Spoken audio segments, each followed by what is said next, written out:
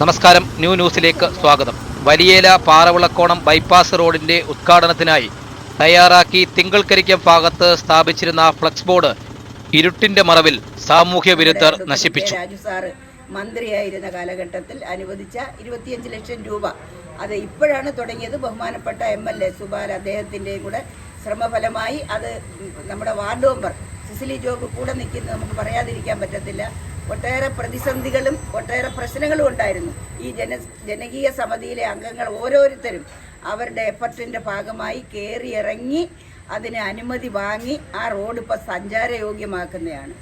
അത് എല്ലാ ജനവിഭാഗങ്ങളും കൊളത്തുപുഴ ഗ്രാമപഞ്ചായത്തിനെ സംബന്ധിച്ചിടത്തോളം എല്ലാ ജനങ്ങളും അതിനെ ഒത്തുചേർന്ന് നിൽക്കേണ്ടതിന് പകരം അഡ്വക്കേറ്റ് രാജ് സാറിൻ്റെയും ബഹുമാനപ്പെട്ട MLAയുടെയും പഞ്ചായത്ത് പ്രസിഡൻറ്റിൻ്റെയും വാർഡ് മെമ്പറുടെയൊക്കെ അവരുടെ ഒരു പോസ്റ്റർ എല്ലാം അടിച്ച് ആ ജനകീയ സമിതി വളരെ സന്തോഷത്തോടെ 9-ാം തീയതി ഉദ്ഘാടനം ചെയ്യുന്നതിന് വേണ്ടി അവർ തീരുമാനിച്ചു. അവരുടെ സന്തോഷമാണ്.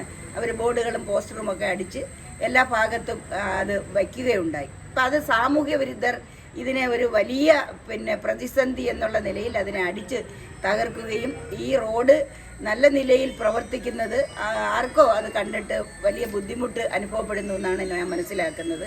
അത് അടിച്ച് തകർത്ത ആര് തന്നെയായാലും അവർക്കെതിരെ നടപടിയുണ്ടാവണം. തിങ്കളകരിക്കം വാർഡിലെ വലിയൊരു സ്വപ്നമായിരുന്നു. ഏറെ വർഷക്കാലമായി അവിടുത്തെ ജനങ്ങളുടെ ഒരു അഭിലാഷമായിരുന്നു ഈ റോഡ്, വലിയേല പാറവിളക്കോണ റോഡ്. 50 SC കുടുംബങ്ങളും ബാക്കി ജനറൽ വിഭാഗത്തിലെ കുടുംബങ്ങളുമായിരുന്നു താമസം. ഞാൻ കയറുമ്പോൾ എനിക്ക് വലിയൊരു ടാസ്ക് ആയിരുന്നു ഈ റോഡ് എന്ന് പറയുന്നത്. എല്ലാ പ്രതിസന്ധികളും തരണം ചെയ്ത് കേസും സാങ്കേതിക വിഷയങ്ങളും എല്ലാം തരണം ചെയ്ത് ആ തരണം ചെയ്യുന്നതിന് വേണ്ടിയിട്ട് നമ്മുടെ MLA, അതുപോലെ മുൻ മന്ത്രി, പഞ്ചായത്ത് പ്രസിഡന്റ്, മുൻ പഞ്ചായത്ത് പ്രസിഡന്റ് എല്ലാവരുടെയും സഹായത്തോടു കൂടിയാണ് ആ റോഡിൻ്റെ നിർമ്മാണം പൂർത്തീകരിക്കുവാൻ കഴിഞ്ഞത്.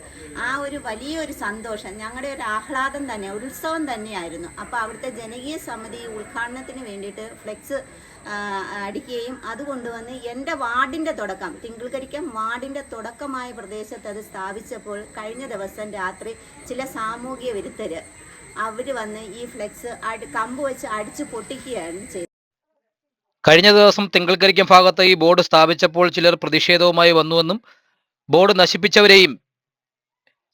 നശിപ്പിക്കാനായി പ്രേരിപ്പിച്ചവരെയും തനിക്ക് നന്നായി അറിയാമെന്നും ward member Cicily job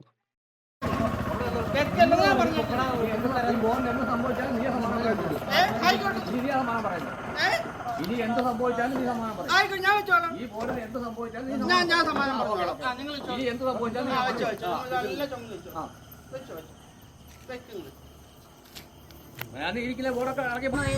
cable നടത്തുന്ന സജി, റോയി, അതുപോലെ തമ്പു എന്ന് പറയുന്ന ഈ 3 വ്യക്തികൾ ഇതിനെതിരെ അന്ന് ഫ്ലെക്സ് വെക്കാൻ പറ്റത്തില്ല എന്ന് പറഞ്ഞ് ഈ ജനകീയ സമിതി അംഗങ്ങളോട് കയർത്ത് സംസാരിക്കുകയും ഇത് ഒരു കാരണവശാലും ഇതിവിടെ സ്ഥാപിക്കാൻ പറ്റത്തില്ല എന്ന് പറയുന്നത്. അപ്പം നമ്മൾ ഇതൊരു നാടിൻ്റെ വികസനമാണ്, വ്യക്തിപരമായ കാര്യമല്ല.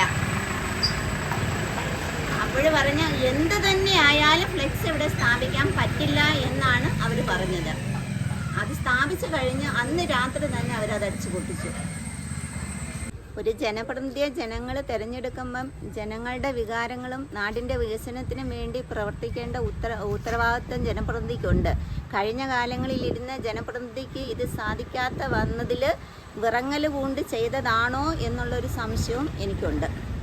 ജനകീയ സമിതിയും ഞങ്ങൾ വാർഡ് മെമ്പർ എന്നുള്ള നിലയിൽ ഞാനും പോലീസ് സ്റ്റേഷനിൽ പരാതി കൊടുത്തിട്ടുണ്ട്. ഇതിനെതിരെ ശക്തമായ പ്രതിഷേധങ്ങളുണ്ടാകും. അതുപോലെ തന്നെ ഈ കേസുമായി മുന്നോട്ട് പോകുവാൻ തന്നെയാണ് ഞങ്ങളുടെ ജനകീയ സമിതിയുടെ തീരുമാനം.